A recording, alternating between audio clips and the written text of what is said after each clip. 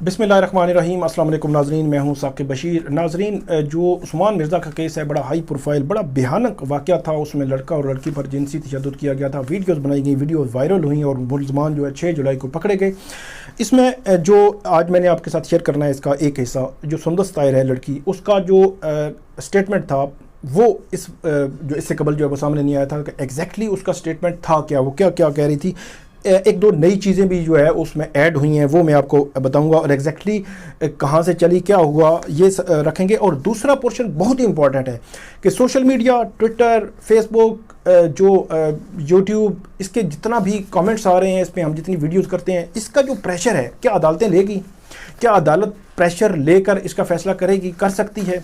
इस पर बड़ी ही जो है वो बड़ी अहम जो है ऑब्जर्वेशन दी है इस्लामाबाद हाई कोर्ट ने कि हाई प्रोफाइल केसेस में हम कितना जो है वो ले सकते हैं और क्या फ़ैसला कर सकते हैं। इस पे ये आपके सामने रखेंगे। सबसे पहले तो जो स्टेटमेंट है ये सुंदस ताहिर की, वो मैं आपको बताता हूँ कि वो स्टेटमेंट क्या है। एग्जैक्टली मैं पढ़ देता हूँ, आपको समझ आ जाएगी। ये लड़की जो है वो अपनी स्टेटमेंट में कहती है कि 18 नवंबर 2020 को लाहौर से इस्लामाबाद आई। प्राइवेट कंपनी में मैंने इंटरव्यू देना था।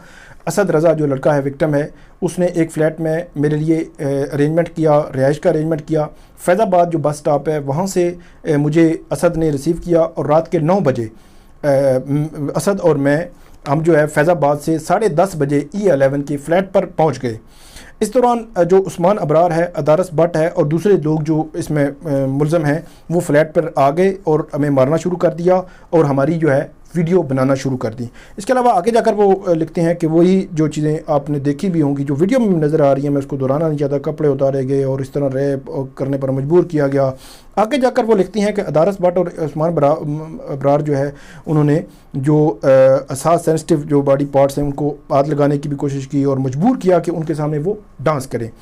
आगे जाकर कहती है, जो लड़की है, विक्टिम है, वो ये कहती हैं कि ये तमाम वीडियोस बना रहे थे और हमें थ्रेट्स कर रहे थे और जो है विस्की पीने पर भी मजबूर किया और 2.5 घंटे तक उन्होंने एक कमरे में हमें महबूस रखा।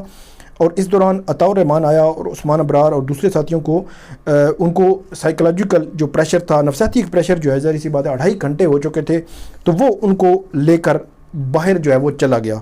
इसके अलावा जो है वो खातून ने ये जो मामला है, खातून ने किसी और को नहीं बताया और जैसी बात है असद रज़ा और इसको पता था, जिसके हवाले से उस्मान मिर्ज़ा जो है वो हमें जब कोर्ट में मिला था तो उसने ये कहा था और उसके वकील ने भी ये स्टेटमेंट रखी थी कि हमारा जो है वो सुलह हो गई थी, हमने माफ़ी मांग ली थी और हमने कोई भुत्ता बता नहीं लिया, वो सारी चीज़ें जो है वो कहता है।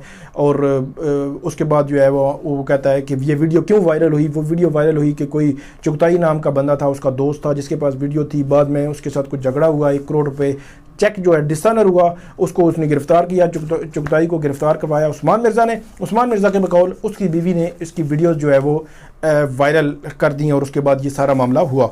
आगे जाकर ये अब लड़की जो है वो लिखती है, उसकी जो स्टेटमेंट है जो रिकॉर्ड पे आई है कि असद रज़ा ने उस लड़की को बताया कि लड़की के बकौल कि उस्मान अबरार भत्ते की रकम उससे मांग रहा है और 11,25,000 रुपये जो भत्ते की रकम है उस्मान अबरार मतलब उस्मान मिर्ज़ा ने मांगी और उसके दोस्तों ने, जिसमें से लड़की ये कहती है सुंदस के 4 लाख रुपये जो है वो मेरी जानब से जो है वो दिए गए इसमें।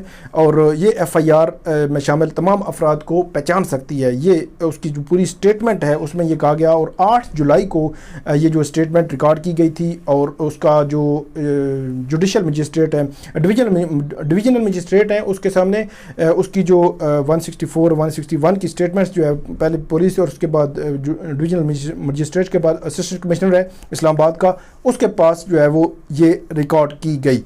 तो ये उसकी स्टेटमेंट है जिसके मदरजात मैंने आपके सामने पढ़े, ये बड़ी इंपॉर्टेंट है। और उसके बारे में ये कहा जाता है कि असद रज़ा की स्टेटमेंट भी यही है, तकरीबन सारी स्टेटमेंट जो है वो एक ही किस्म की स्टेटमेंट है, मिलती जुलती स्टेटमेंट है कि यही सारा जो है वो मामला हुआ। और इस अच्छा, दूसरा मैंने आपको बताया कि जो सोशल मीडिया है उसके इस्तेमाल और उससे मुतल्लिक जो है बड़ी अहम ऑब्जर्वेशन आई है, क्योंकि जो उमर बिलाल मरवत का केस था इस्लामाबाद हाई कोर्ट में, उसमें उसके वकील जो शेर अफजल मरवत है, उसने ये कहा था कि सोशल मीडिया का प्रेशर है, सोशल मीडिया पर बहुत हाइप है, social media, print media, electronic media पर बहुत सारी चीज़ें जो है वो चल रही हैं, तो इस वजह से उसका प्रेशर लिए बगैर अदालत कानून को मद्देनज़र रखकर, जो एविडेंस है उसको मद्देनज़र रखकर फैसला करे। तो उस वक्त भी मैं कोर्ट में ही था, तो जस्टिस तारिक महमूद जहांगीरी ने ये कहा था कि बिल्कुल हम जो है कानून को मद्देनज़र में रख कर फैसला करेंगे।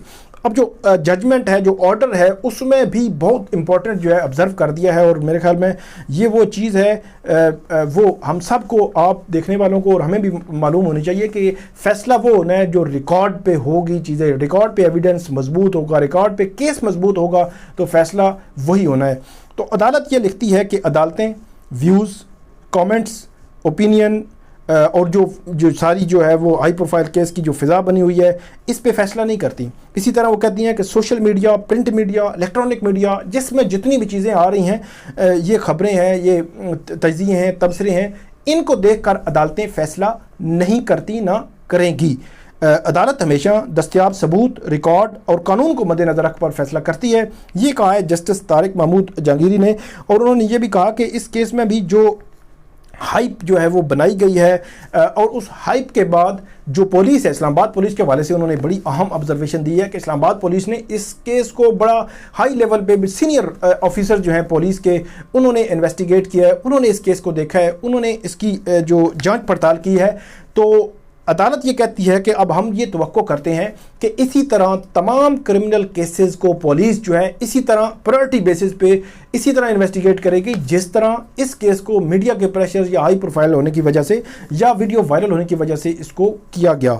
تو یہ بڑا امپورٹنٹ ہے۔ عدالت یہ لکھتی ہے کہ ہم بطور جج کے، بطور عدالت کے، بطور ہائی کورٹ کے، ہم نے انصاف کے تمام تقاضے پورے کرنے ہوتے ہیں، اور انصاف کے تمام تقاضے فیئر ٹرائل کو مد نظر رکھے بغیر جو ہے وہ پورے نہیں ہو سکتے، اور فیئر ٹرائل جو ہے وہ ثبوت، ریکارڈ اور ایویڈنس اور جو عدالت کے سامنے جو فائل ہے اس میں کو دیکھ کر ہی پورے ہو سکتے ہیں۔ وہ میڈیا، سوشل میڈیا یا الیکٹرانک میڈیا یا پرنٹ میڈیا کو دیکھ کر نہیں ہو سکتے۔ تو یہ دو بڑی امپورٹنٹ جو ہے وہ ڈیولپمنٹ تھیں، ایک تو جو لڑکی تھی اس کا بیان، اور دوسرا سوشل میڈیا، کیونکہ میں دیکھتا ہوں کہ ہمارے کامنٹس میں بھی لوگ آ رہے ہوتے ہیں اور وہ یہ کہتے ہیں بڑا کرسٹل کلیئر جو کیس ہے۔ تو میں نے بارہا اس میں بتایا کہ ایک پروسیس ہے، وہ پروسیس مکمل ہونا ہے۔ فار ایگزامپل نور مقدم کیس کی اگر بات کریں تو نور مقدم کیس میں ایک پروسیس چل رہا ہے۔ پہلے فزیکل ریمانڈ تھا، فزیکل ریمانڈ کے بعد وہ جوڈیشل کسٹڈی میں ڈیالہ جیل چلے گئے۔ اب جو چلان تیار ہو رہا ہے 173 کی کمپریہنسو رپورٹ تیار ہوگی۔ اس رپورٹ کے بعد اس دوران جو ہے ملزمان کے پاس اب وہ بیل جو ہے وہ اس کے لیے اپلائی کر سکتے ہیں، ان کے پاس ہے، ان کے پاس یہ ریمیڈی ہے۔ تو لیکن دوسری طرف جب رپورٹ تیار ہوگی تو اس پر فیئر ٹرائل، مطلب ٹرائل کے لیے جو ہے وہ ٹرائل کورٹ میں کیس چلا جائے گا، اور اس کے بعد کیس آگے بڑھے گا، اور اس کے بعد جو ہے وہ فیصلہ ہوگا۔ کتنا ٹائم لگے گا اس میں کچھ کہہ نہیں سکتے۔ اسی طرح عثمان مرزا کے کیس میں 10 دسمبر کی ڈیٹ دی ہوئی ہے عدالت نے، اور 10 دسمبر کو چالان پیش ہوگا، اور اس کے بعد دیکھتے ہیں کہ کیس کتنا جو ہے وہ سپیڈی ٹرائل پکڑتا ہے۔ تو یہ بڑی امپورٹنٹ ڈیولپمنٹس تھیں، تو میں نے آپ کے سامنے رکھی۔ اس ویڈیو میں آپ کامنٹ ضرور کیجیے گا۔ بہت شکریہ۔